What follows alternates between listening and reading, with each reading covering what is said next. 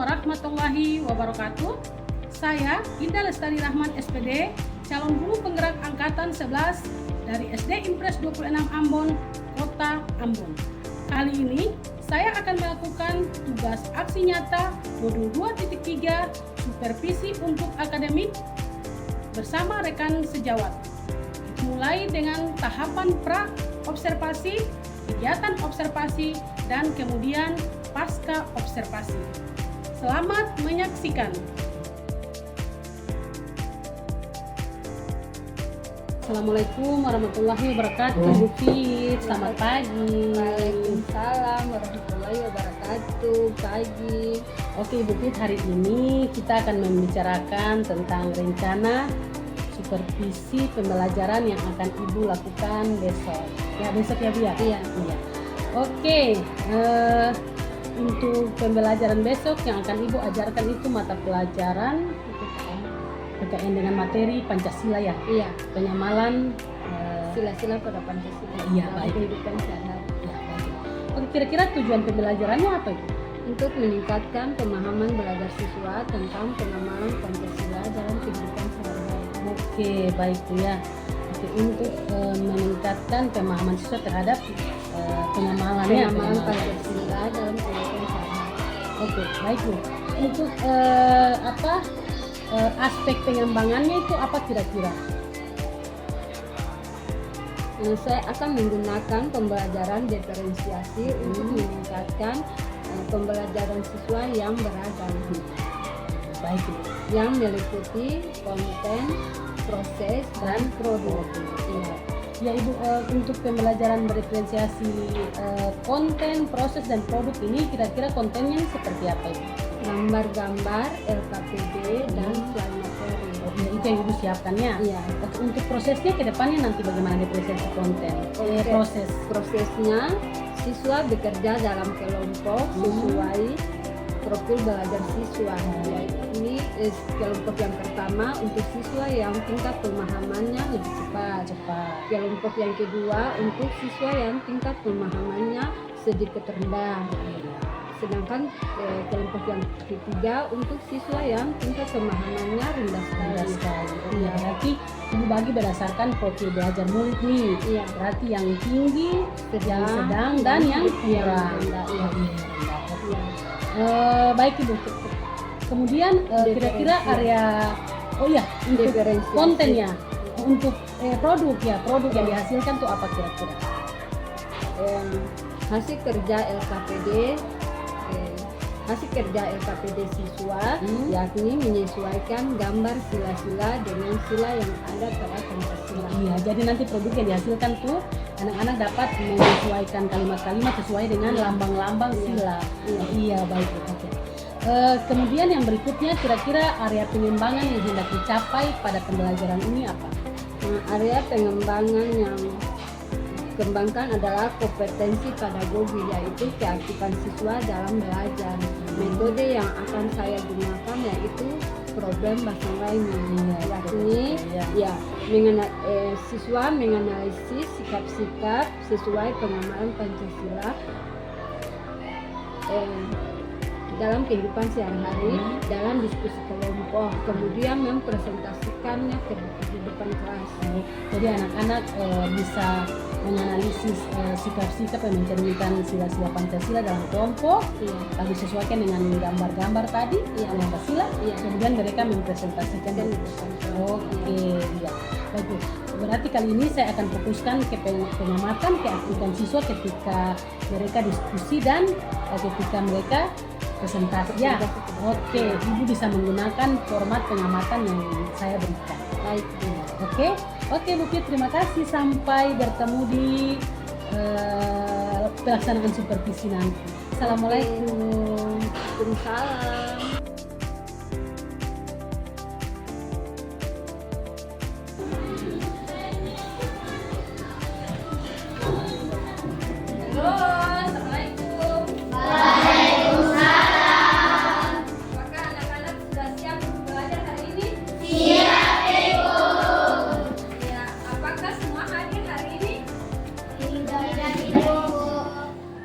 Ada satu orang yang ada sakit.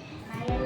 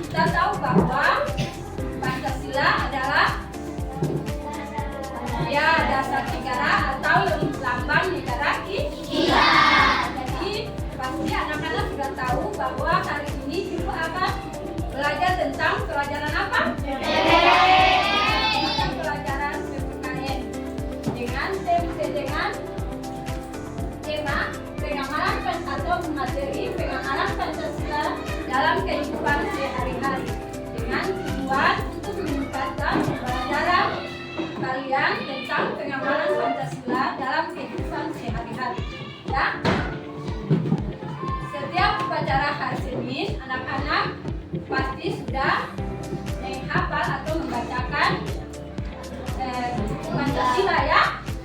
Ya di dalam Pancasila itu ada 5 Pancasila ya. Sekarang coba kita sama-sama ulang kembali ya. 1, 2, 3. Pancasila. 1. Ketuhanan yang Maha Esa. 2. Kemanusiaan yang adil dan beradab. 3. Persatuan Indonesia. 4. Kerakyatan yang dipimpin oleh hikmat kebijaksanaan dalam kemusyawaratan perwakilan. 5. Keadilan sosial bagi seluruh rakyat Indonesia. Ya. Terima kasih. Ya, jadi dalam setiap sila, dalam Pancasila dilambangkan dengan gambar ya. Ya. Sila lalu sila yang pertama ketuhanan yang Maha Esa dilambangkan dengan Bintang. Nah, dalam kehidupan kita sehari-hari kita harus bersikap sesuai dengan kelima sila ini ya. Sila yang ada di dalam Pancasila ini ya. Jadi sila yang pertama ketuhanan yang Maha Esa yang dilambangkan dengan bintang ya. Sikap yang pertama di sini juga ada dua, yaitu sila kemanusiaan yang adil dan beradab ya, yang dilambangkan dengan rantai. Coba menolong teman, tetangga atau orang lain yang sedang terkena musibah. Nah, kita berketiga memberikan bantuan kepada korban bencana. Orang ada bencana, kita yang tidak kena bencana kita harus Menolong. bantuan berupa makanan kah, minuman kah, pakaian kah, ya. Nah, yang ketiga Persatuan Indonesia ya, yang dilambangkan dengan pohon beringin. Contoh sikapnya bangga dan cinta tanah air ya, yaitu contoh bangga dan cinta tanah air. Sikap yang kedua rela berkorban demi kepentingan bangsa ya. Contoh sikap yang ketiga ikut membantu berbagai kegiatan dalam keluarga. Jam dalam anggota keluarga di rumah ada mama dan bapak kerja, lalu lari pergi bermain. Ada beban. Sila yang keempat yaitu kerakyatan yang dipimpin oleh hikmat kebijaksanaan dalam kemusyawaratan perwakilan yang dilambangkan dengan kepala sikap yang pertama yaitu menerima dan menghargai pendapat sesama anggota dalam keluarga, di sekolah ada musyawarah begitu kan? Nah, jadi harus menghargai kan? Sekarang sila yang kelima keadilan sosial bagi seluruh rakyat Indonesia. yang dilambangkan dengan Pancasila.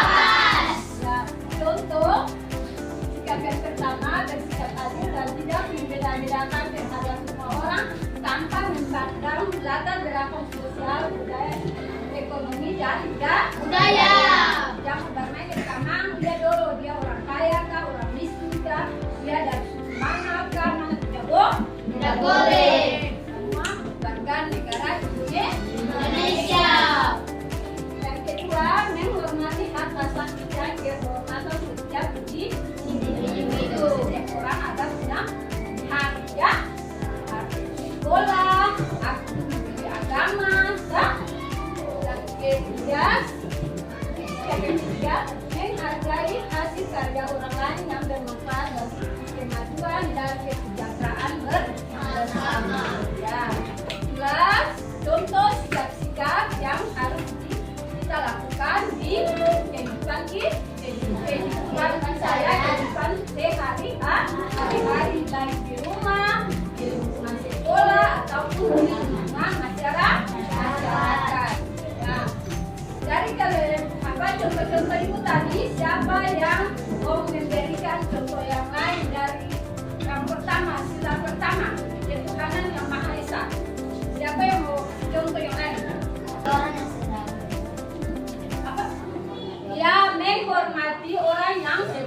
kita beribadah. Jangan ada orang beribadah kayak kata agama Islam, lalu orang orang Kristen ada menjalankan mereka beribadah hari Minggu, lalu kita lewat ikut-ikut. Tidak boleh. Siapa yang mau atau saling toleransi ya sama. Apalagi? Sorry, apa?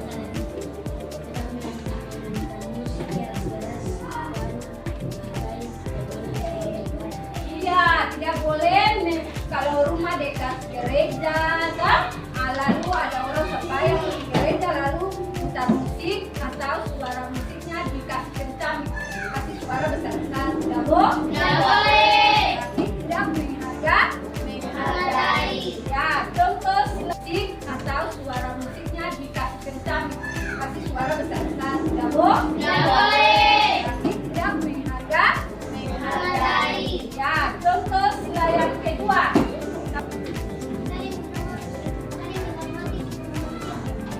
Iya, saling menghormati sesama manusia. Karena kita semua adalah ciptaan Allah. Menyayangi hewan. Iya, menyayangi hewan. Sorry. Ya. Sekarang sila yang ketiga ya. Persatuan Indonesia. Siapa lagi yang mau kasih contoh yang lain? Yang beli barang di dalam negeri. Iya, yang tadi waktu itu sudah bilang contoh ya. Sama ya. Iya. Jadi apa? Siapa lagi? Ikut pemilu itu. Ya. Apa? Iya, ikut serta dalam pemilihan.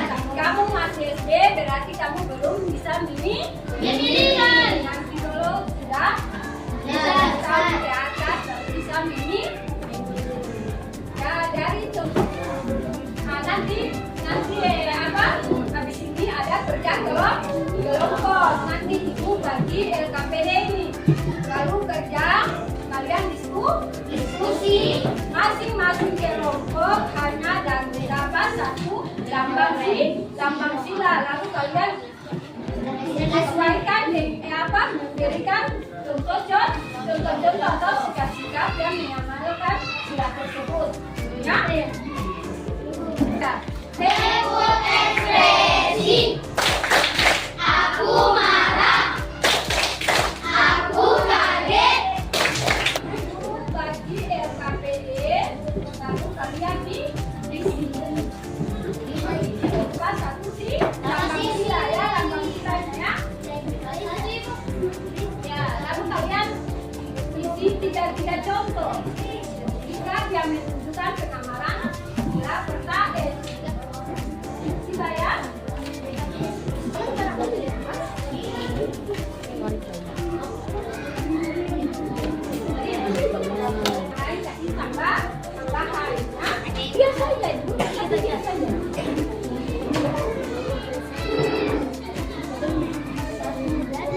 Boleh pakai yel-yel, yang penting selesai dulu dia punya contoh.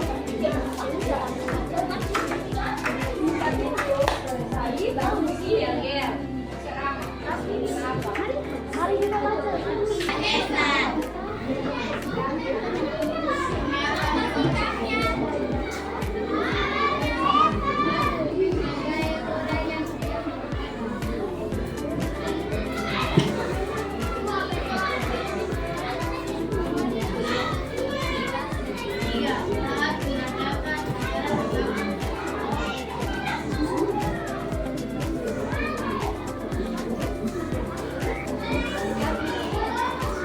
Contoh sikapnya yang pertama, 1.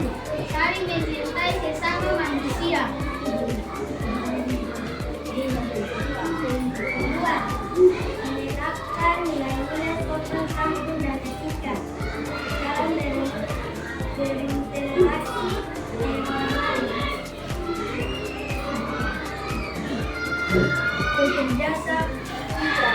Bekerjasama untuk kedamaian negara.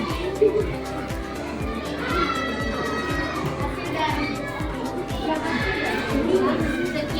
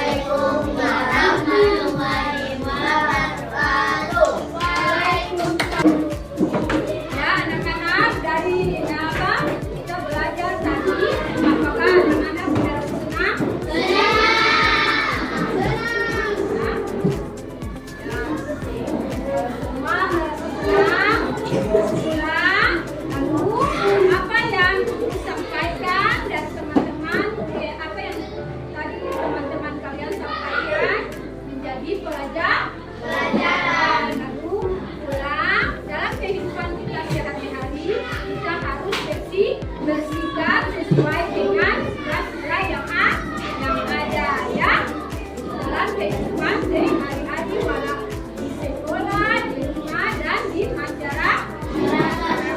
Ya, sebelum keluar maka kita berdoa. Ya, betul.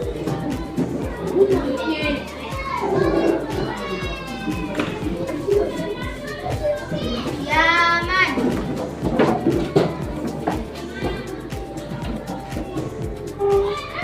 Teman-teman, sebelum kita pulang, marilah kita berdoa. Teman-teman, sebelum kita pulang, marilah kita berdoa. Berdoa mulai.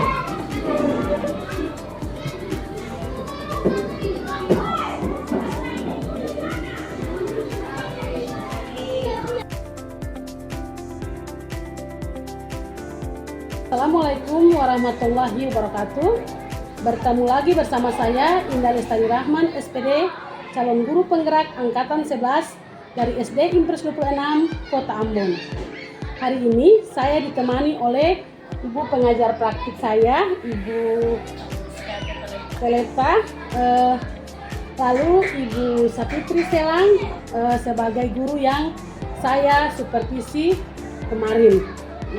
Assalamualaikum warahmatullahi wabarakatuh dan selamat siang Ibu. Apa kabarnya hari ini? Baik. Alhamdulillah baik Ibu. Oke, baik Ibu, di sesi pasca obrol pasti ini saya akan memberikan pertanyaan kepada Ibu Pipit terkait kegiatan observasi pembelajaran yang telah Ibu lakukan kemarin ya. Tujuannya untuk mengevaluasi sejauh mana pembelajaran yang telah Ibu lakukan. Untuk pertanyaan pertama nih Bu, bagaimana nih perasaan Ibu setelah melakukan pembelajaran di hari-hari kemarin? Mungkin karena saya baru pernah, jadi awal-awalnya saya merasa gugup, tetapi selanjutnya pembelajaran berjalan dengan lancar. Ya, alhamdulillah ya Bu ya. Iya. Oke, kalau begitu Ibu bisa ceritakan kembali nih area pengembangan yang Ibu sudah lakukan di kelas, kemudian langkah-langkah atau tahapan-tahapan pembelajaran yang Ibu sudah lakukan. Tentu pertama yang saya lakukan yaitu membuat perangkat pembelajaran, kemudian area pengembangan yaitu keaktifan siswa dalam pembelajaran, kemudian aspek pengetahuan dan keterampilan. Aspek pengetahuannya, siswa memberikan contoh-contoh sikap yang mencerminkan pengamalan Pancasila dalam kehidupan sehari-hari. Kemudian aspek keterampilannya, siswa diberikan gambar lambang-lambang sila pada Pancasila. Kemudian siswa membuat kalimat-kalimat sesuai dengan lambang-lambang tersebut dalam kelompok diskusi, kemudian mempresentasikan di depan kelas dan ditanggapi oleh kelompok lain. Jadi Ibu area pengembangan itu yang pertama mengaktifkan siswa dalam pembelajaran, kemudian untuk area pengetahuan yang keterampilan pengetahuannya, anak-anak dapat menjelaskan pengamalan sila Pancasila, kemudian untuk keterampilannya di mana anak-anak dapat mencocokkan lambang sila dengan sikap-sikap, lalu kemudian dalam presentasi ya, dan diskusi dan presentasi. Oke, baik Bu. Sejauh ini kira-kira untuk area pengembangannya itu Ibu merasa berhasil ataukah bagaimana? Alhamdulillah berjalan dengan baik, tetapi ada beberapa kekurangan. Ada beberapa. Jadi Ibu sudah merasa berhasil, tapi Ibu juga merasa ada kekurangan. Iya. Oke, baik Ibu. Untuk kekurangannya ini atau kira-kira Ibu penyebabnya tuh apa kira-kira sampai Ibu merasa kekurangan? Ada anak-anak yang kurang aktif pada saat diskusi kelompok, kemudian pada saat mereka presentasi di depan kelas. Jadi anak-anak itu sampai Ibu merasa kurang itu ada beberapa anak, ada pada saat diskusi, lalu pada saat presentasi mereka pasif ya, artinya tidak aktif ya. Oke Bu, lalu kira-kira rencana kedepannya seperti apa Ibu yang akan Ibu lakukan? Mungkin karena waktu pembagian kelompok, jumlah kelompoknya, anggota kelompoknya terlalu banyak. Kemudian saya membagikan mereka dalam sesuai dengan tingkat kemampuan siswa, yaitu kelompok yang pertama untuk siswa yang tingkat kemampuannya lebih cepat, kemudian kelompok yang kedua untuk siswa yang tingkat kemampuannya agak lebih sedang, dan kelompok ketiga untuk siswa yang tingkat pengetahuannya rendah. Ya. Berarti Ibu yang sudah lakukan itu Ibu diferensiasinya berdasarkan kesiapan belajar siswa, tapi Ibu merasa kurang karena ada siswa yang tidak aktif nih. Oke. Berarti kedepannya kira-kira Ibu apa akan lakukan supaya kekurangan tadi bisa ditutupi begitu? Itu kedepannya saya akan membagikan mereka berdasarkan gaya belajar mereka ya. Saya akan menyelompokkan mereka dalam kelompok auditorium, visual, dan kinestetik, sehingga mereka lebih aktif dalam kelompok diskusinya dan pada saat mereka presentasi. Oh, berarti kedepannya mungkin Ibu coba yang tadinya diferensiasi kesiapan siswa, Ibu ganti menjadi gaya belajar ya, supaya yang visual, yang auditori sendiri, lalu kinestetika. Oke, baik Bu. Lalu untuk Ibu punya rencana itu kira-kira kapan ini Bu dilakukan? Mungkin karena saat ini kita sudah berada pada akhir semester, jadi kita belum bisa jalankan, nanti di semester berikutnya baru saya bisa laksanakan. Oh iya, baik Ibu. Saya juga sangat mengharapkan semoga Bu bisa direalisasi. Semester berikutnya Ibu bisa panggil saya juga, saya bisa melihat bahwa mungkin tingkat keberhasilannya sudah ada ya Bu ya. Oke, terima kasih Bu atas jawaban-jawabannya, mudah-mudahan semester berikutnya bisa terlaksana dengan baik. Terima kasih banyak Bu. Selanjutnya saya akan berikan kesempatan kepada Ibu pengajar praktik untuk memberikan umpan balik terkait dengan pasca observasi yang telah kami lakukan. Baik, terima kasih banyak Ibu Putri. Ya, baik sekali percakapan yang dibangun bahwa coaching bisa menemukan area yang dilakukan lagi, bahwa memang pada sebelumnya observasi kan sudah menemukan area ini yang dikembangkan, tetapi ternyata sampai di dalam kelas ada lagi yang perlu dikembangkan lagi yang lain. Nah, itu berhasil diidentifikasi oleh Ibu Pin. Nah, percakapan ini tujuannya itu sehingga tidak banyak supervisor yang bicara, tetapi coaching bisa menemukan sendiri seperti yang biasa. Terima kasih Bu, terima kasih Ibu. Demikianlah pasca observasi yang kami lakukan. Semoga dapat bermanfaat. Terima kasih. Assalamualaikum warahmatullahi wabarakatuh.